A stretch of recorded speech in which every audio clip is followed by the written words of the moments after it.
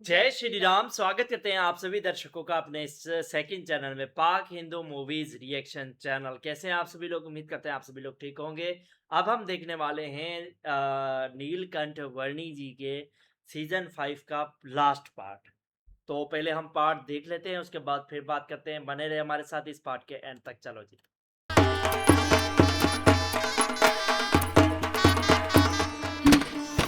ये तो ये तो सच में कोई दिव्य व्यक्ति हैं। सब सब चलो, उनके स्वागत की तैयारी करो। जी महारानी जी। अच्छा,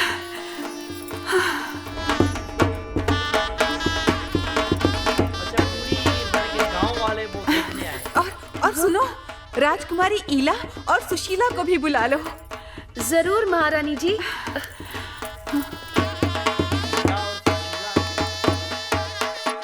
मतलब कि वो राजा की बेटियां हैं।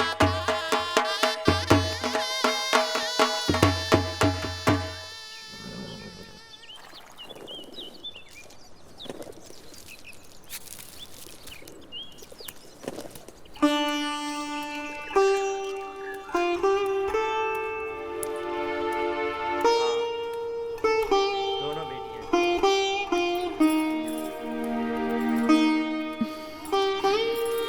प्रणाम।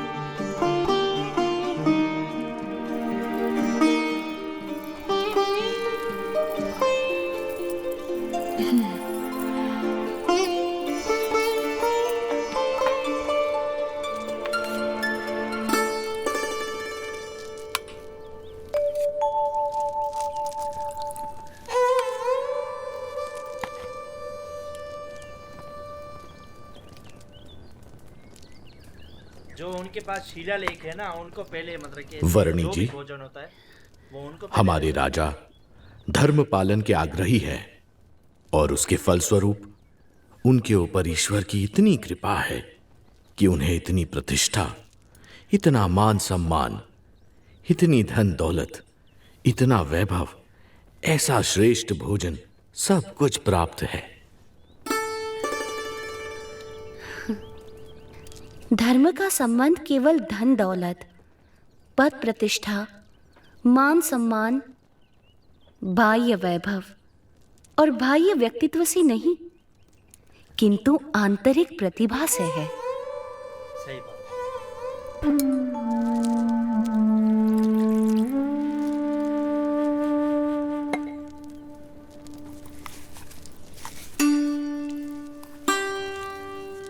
पानी डाल के खा रहे हैं।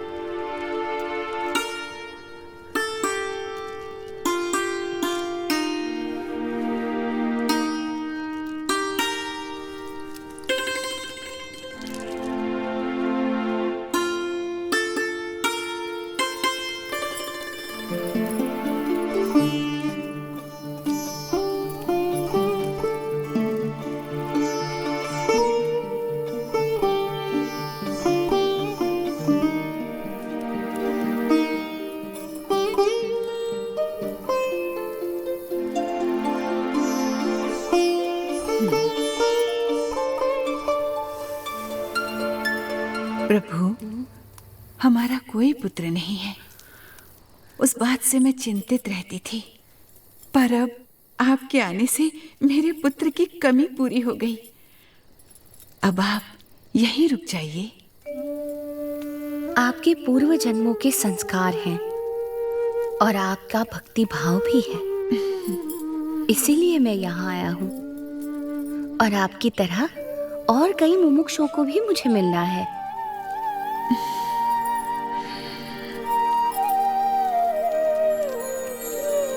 अच्छा, ये मतलब कि नीलकंठ पंडित जी को अपना बेटा बनाने के लिए सोच रहे हैं। ये उनकी सिर्फ दो बेटियां ही हैं।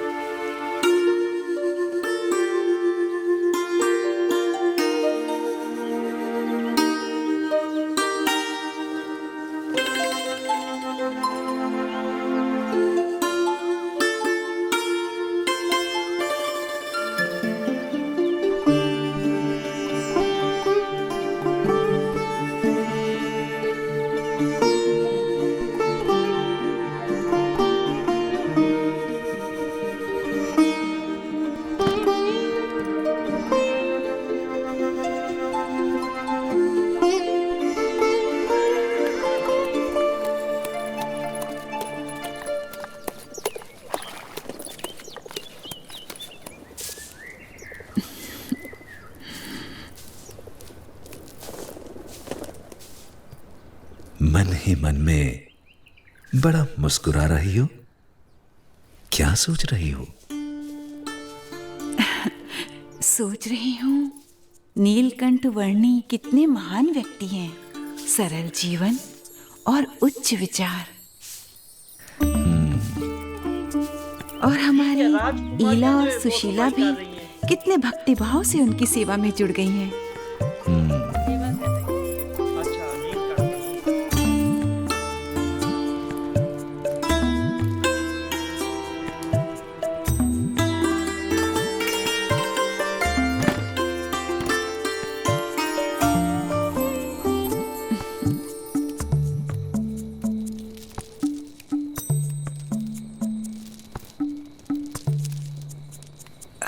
नीलकंठ वर्णी, कई दिनों से आप हमारे साथ हमारे स्वजन की तरह ही बस रहे हैं। और केवल हम ही नहीं, पर यहाँ छोटा बड़ा हर कोई आपको अपना स्वजन समझने लगा है। सभी को आपसे लगाव हो गया है। इतने दिनों से आपका जीवन निकट से देखकर हमें प्रतीति है कि आप कोई असाधारण दैवी तत्व हैं, साक्षात परमात्मा हैं। ये सब देखकर मेरे मन में एक विचार आ रहा है कि यदि आप हमेशा के लिए हमारे स्वजन बनकर रह जाएं, तो कितना अच्छा होगा। यदि समझ में आए तो मैं तो हमेशा के लिए सबका स्वजन हूँ, एक सच्चे स्वजन की तरह हमेशा सबके साथ ही रहता हूँ। अब हमारी अपेक्षा है कि हम ये सब कुछ त्याग कर आपके चरणों में न्यौछावर करके मोक्ष के काम में ध्यान दें। और हमारी सारी धन दौलत, हमारी सारी संपत्ति, हमारा राज्य और ईला और सुशीला को भी आपको सौंप दें। हमारी पुत्रियों से ब्याह करके हमारा सब कुछ स्वीकार कर लीजिए नीलकंठ।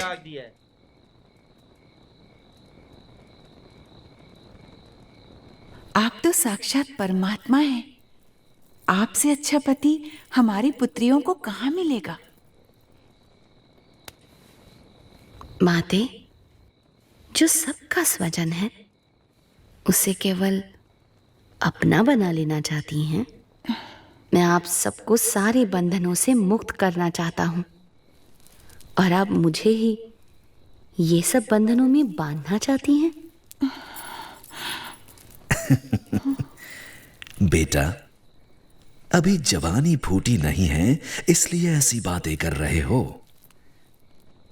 पर जब जवान हो जाओगे तब स्त्री सुख के बिना रह नहीं पाओगे। जब स्त्री सुख के लिए तड़पोगे तब एहसास होगा कि ऐसी सुंदर कन्याओं और ऐसे राज्य का प्रस्ताव ठुकरा करके तुमने बहुत बड़ी भूल कर दी। पर तब यह मौका निकल चुका होगा। क्षमा कीजिएगा, पर आप मोह में अंध होकर मुझे जानते हुए भी मेरा असली स्वरूप भूल रहे हैं।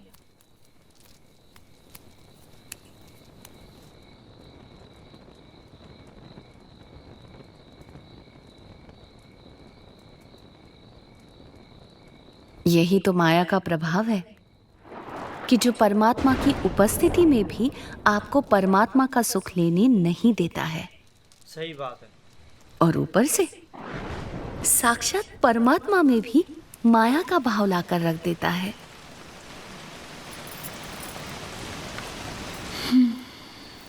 माँ, पिताजी, ये नीलकंठ वर्णी तो निर्लेप है, निर्विकारी है। ये सब मोह माया से परम सुख के दाता स्वयं परमात्मा हैं। वे ऐसे क्षुल्लक लौकिक सुखों में क्यों बंधेंगे? हाँ माँ, मोह से मुक्त होकर और हमारी चिंता छोड़कर नीलकंठ वर्णी की महिमा को अंतर में दृढ़ रखो। हाँ बेटा।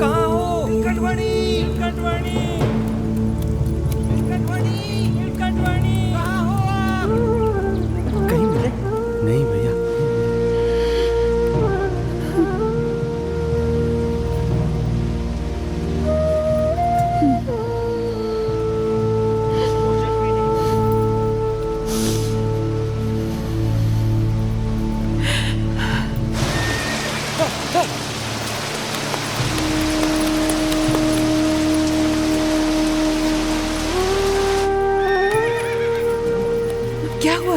नीलकंठ वर्णी मिले? सुबह से लेकर अब तक हमने नीलकंठ वर्णी को हर दिशा में ढूंढा, पर वो कहीं नहीं मिले।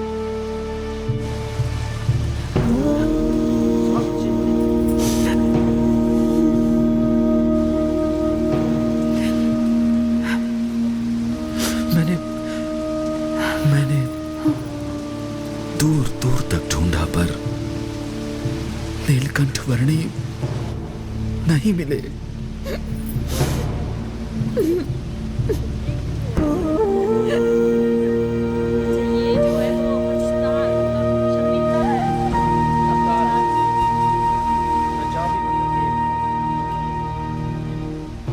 माँ, वे चले तो गए हैं, पर हमें सच्ची समझ देकर गए हैं, हमारा कल्याण करके गए हैं।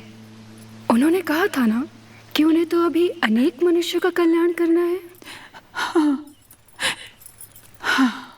वे कहते थे ना कि यदि समझ में आए तो एक सच्चे स्वजन की तरह वे हमेशा सबके साथ ही रहते हैं, वैसे ही वे हमेशा हमारे साथ रहेंगे। हाँ बेटा।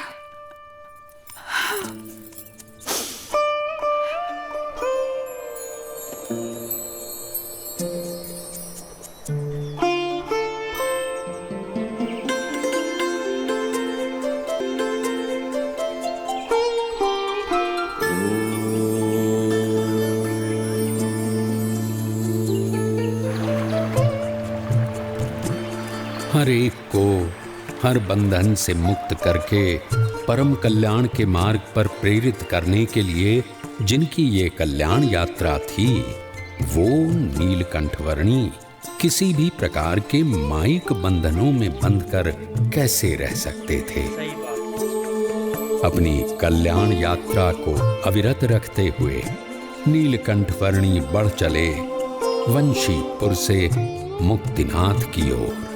वंशीपुर से मुक्तिनाथ की ओर। हाँ, मैं अब यही पूछ रहा था कि ये गांव का नाम क्या बताया था पिछले पार्ट में, याद नहीं आ रहा। वंशीपुर। वंशीपुर जो है इस गांव का नाम है। अच्छा, वो मुझे लगा कि वो अपना बेटा बना रहे हैं, पर वो अपना सारा कुछ जो है नीलकंठ वर्णी जी को सौंप कर खुद जो है वो मतलब के ये वैराग्य मार्ग अपना रहे थे। पर नीलकंठ वर्णी जी तो पहले ही ये संसार के सारे सुख जो है त्याग चुके हैं, है कि नहीं? बिल्कुल। और अब फिर से वो इन सारे बंधनों में कैसे बंध सकते हैं? हालांकि वो राजा और रानी की से ज्यादा तो उनकी बेटियां समझदार निकली। उन्होंने समझाया कि वो मतलब कि परमात्मा है, वो इन सारे सुखों से ऊपर है, अच्छा, माया उन्हें से ऊपर उनकी है। बेटियों को पहले से पता चल गया था कि ये परमात्मा है, हाँ, या फिर उनसे प्रेम करने लगी थी? प्रेम नहीं, उनकी सेवा करने के लिए। सेवा। प्रेम तो वैसे ही परमात्मा से हर कोई करता है, हम्म। लेकिन जो मतलब कि इनके मन में थी ना, राजा और रानी के मन में थी, वो लालसा थी, मोह था, मतलब डर था कि हमारे बाद हमारी पुत्रियों का मतलब कि दुनिया में और कोई भी नहीं है। बिल्कुल। वो मोह होता है ना, डर होता है कि कौन संभालेगा हमारी पुत्रियों को या हमारे इस वंश को, राज्य को कौन संभालेगा। लेकिन वो तो नीलकंठ वर्णी है। हमें हर चीज जो है भगवान के भरोसे छोड़नी पड़ती है, बिल्कुल। हम फिर भी छोड़ना नहीं चाहते। पता नहीं ऐसा क्यों हो जाता है, हम ऐसे माइंड की क्यों हो जाते हैं। ऐसा डबल माइंड नहीं होना चाहिए। आजकल के दौर में अगर इंसान अपने आप को सुधारना भी चाहे ना, तो लोग उसे सुधरने नहीं देते, क्योंकि लोग आजकल के लोगों की बात नहीं है, खुद ही बंदा सुधरना नहीं चाहता। सुधरने की बात तो करता है पर सुधरता है खुद ही नहीं है। नहीं, नहीं, कैसे? लोग नहीं सुधरने देते उसे। कैसे, चलो समझाओ। अब पूरी तरह मैं आपको नहीं समझा सकती, चलो तुम जैसे समझे वैसे तो हमें समझाओ ना। बस छोड़ो आप। पर मेरा यही मानना है कि आजकल के दौर में अगर इंसान अच्छा भी बने ना, अपने आप को सीधी राह पे ले जाना चाहे, तो लोग उसे नहीं जाने देते। खुद ही नहीं जाना चाहता वो। सब जो जहाँ जाना चाहता है वो जाओ जाओ, मेरी जान छोड़ो, ऐसा होता है। तो मे बी कहीं कहीं कहीं कहीं ऐसा होता है कि वो मतलब कि नहीं भी जाने देते होंगे, तो वो अलग बात है। अगर आप जाना चाहो, वैसे मैं भी नहीं जाने दूंगी आपको। अच्छा, अगर आप जाना चाहो मेरे अलावा, आपको कोई जाने देगा?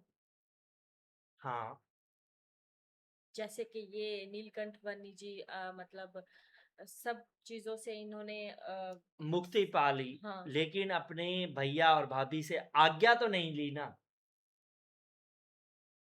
वो खुद से आज्ञा होनी चाहिए, खुद से मतलब कि वो भाव, वो मतलब कि खुद से होना चाहिए। उन्होंने अगर आज्ञा लेते तो वो आज्ञा देते, इजाजत देते नहीं। तो इन्होंने कौन सा ली? ये भी घर से उसी टाइम निकले ना, बस प्रणाम किया भैया और भाभी को आखिरी, और फिर निकल पड़े। उसके बाद वापसी आए नहीं, ये होता है। लेकिन मेरा मानना ये है कि नीलकंठ वर्णी जी को जो है अपने भाई और भाभी से जरूर मिलना चाहिए था। आज्ञा लेनी चाहिए थी नहीं ना। नहीं, अभी आए थे ना, अयोध्या वापस आए थे तो जब। वो फिर ये इनकी कल्याण यात्रा पर संपूर्ण नहीं हो पाती। नहीं नहीं, ठहरते ना, मिल तो लेते ना एक बार। वो जाने नहीं देते ना, क्योंकि इजाजत तो नहीं लेके गए थे। अब वो वापसी आएंगे तो जाने देंगे क्या? ये बात है। सो आज का पार्टी भी मतलब कि कुछ ना कुछ सीख ही दे के गया है। उम्मीद करते हैं आप सभी को भी आज का पार्ट अच्छा लगा होगा। तो वीडियो को लाइक कीजिए, शेयर कीजिए, कमेंट जरूर कीजिएगा, चैनल को सब्सक्राइब कीजिए, बेल आइकन जरूर दबाएगा। मिलते हैं नेक्स्ट वीडियो नेक्स्ट पार्ट में, तब तक के लिए जय श्री राम।